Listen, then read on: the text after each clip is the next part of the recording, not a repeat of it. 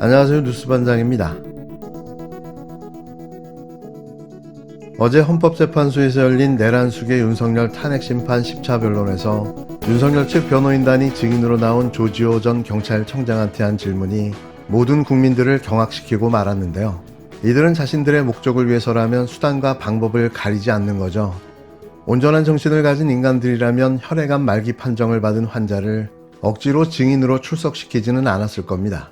내란숙의 윤석열의 비인간성, 인권을 함부로 대하는 모습을 볼 수 있었는데요. 역대 최악의 인간 말종임을 가감없이 보여줬습니다. 먼저 건강이 많이 안 좋으신 걸로 알고 있는데 어려운 걸음 해주셔서 감사드립니다. 청장님 2024년 1월경 혈액암 진단 받으셨죠? 그렇습니다. 네, 지금 증언하시는 데는 큰 문제가 없으십니까? 최대한 건강을 빨리 회복하려고 노력 중에 있습니다. 네. 증인께서는 2024년 12월 3일 비상계엄 선포 및 해제 이후 12월 5일 국회 행안위, 12월 9일 법사위에 각 출석하셨죠? 네, 그렇습니다. 표 하나 제시하겠습니다.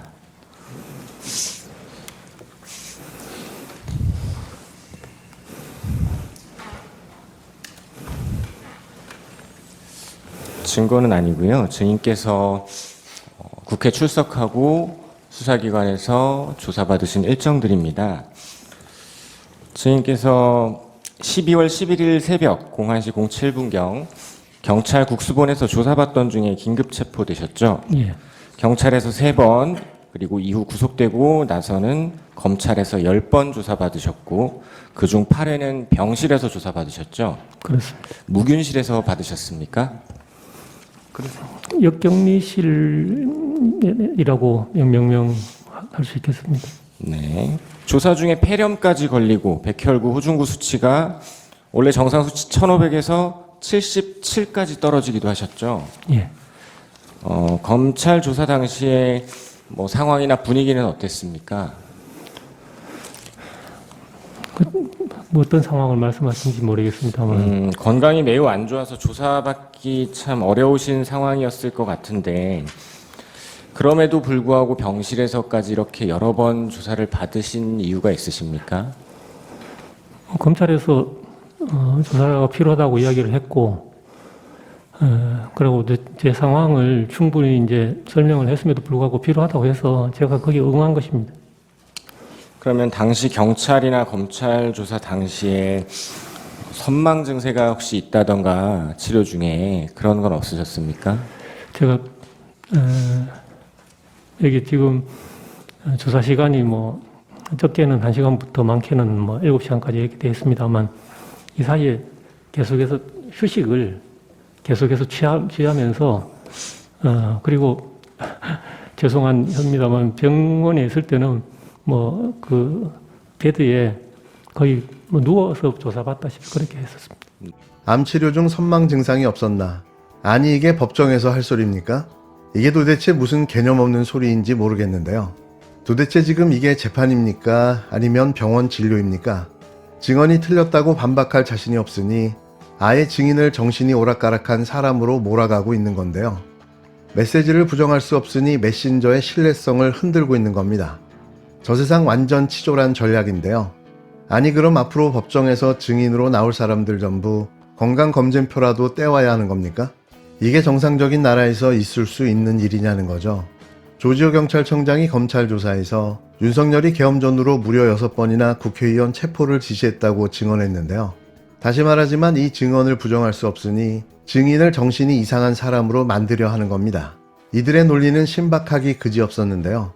증인이 항암 치료를 받았으니 정신이 온전하지 않을 수도 있다. 그러니까 그 증언도 믿으면 안 된다라는 논리를 세운 것으로 보여집니다. 과연 이게 헌법재판소에서 먹힐 거라 생각한 걸까요? 이는 증인의 인격을 심각하게 모욕하고 증언을 무력화시키겠다는 명백한 의도를 가진 신문이었는데요. 자신이 벼랑 끝 궁지에 내몰리니 진짜 배는 게 없는 겁니다.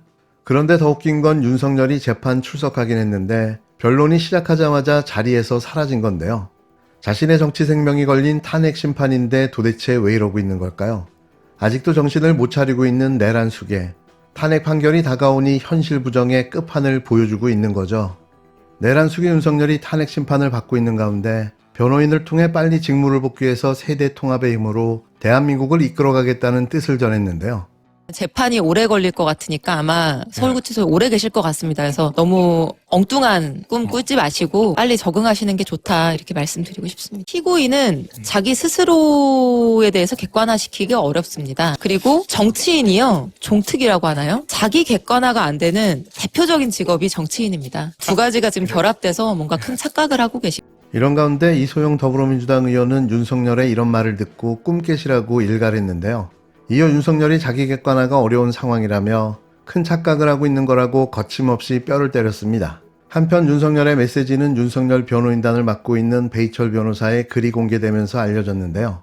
이후 배 변호사는 다시 입장을 내고 윤석열이 직접 메시지를 준 건 아니고 대리인 석동현 변호사가 윤석열의 의중을 담아 말한 내용을 자신이 옮겨 적은 거라고 해명했습니다. 석동현 변호사는 공지를 통해 제가 그 자리에 참석한 2030 세대와 기성세대 전체를 향해 통합적으로 힘을 모아 윤석열을 직무복귀시키자고 이야기한 거라고 설명했는데요. 그러니까 엄밀하게 말하면 윤석열이 직접 낸 메시지도 아니었던 겁니다. 윤석열을 이용해 극렬 지지자들을 결집시키고 갈라치기 해 또다시 제2의 서부지원 폭동 같은 사태를 만들어내고 싶은 석동현 변호사의 뻘짓이었던 건데요.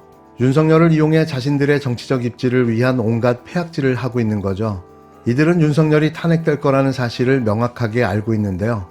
일전에도 말씀드렸지만 윤석열은 극우 정치인들의 재물일 뿐입니다. 아이고 얼마나 고생입니까. 네, 이렇게 있는 얼굴로 다시 만나게 되다니 원했는데 이렇게 됐습니다. 아프긴 하지만 웃어요.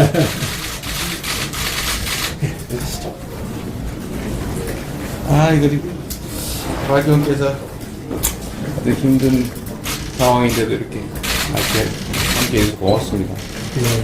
상당히 힘드실 텐데. 힘들죠. 청산 과정에서 일들이 저한테 무진기업이고 무진기업과 관련해서 아까 말씀드린 것처럼 이렇게 있는 얼굴로 맞이할 수 있게 된 건 다행이라고 생각하고요.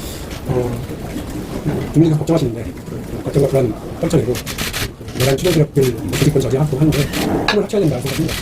하기 위해서 오늘 제가 먼저 이렇게 큰 의미로 힘치자 말씀드리려고 하고요. 또 이렇게 자리 하자고 먼저 전화 주셔서 감사하고 오늘 이런저런 말씀을 깊게 제가 들어보려고 사실은 그래야 대표님께서 해준 말씀 있다고 하셨으니까 먼저 말씀 듣고 대표님 드리고 말씀드리겠습니다. 아니 우리 그래서 저도 이렇게 당 일을 하다 보니까 어쨌든 내 손 때문에 힘들어하는 사람들이 많았어서 그것 때문에 나도 되게 힘듭니다. 박 의원도 너무 가슴 아프고 박 의원이 가슴 아픈 만큼은 아니겠지만 저도 사실은 안타까워요.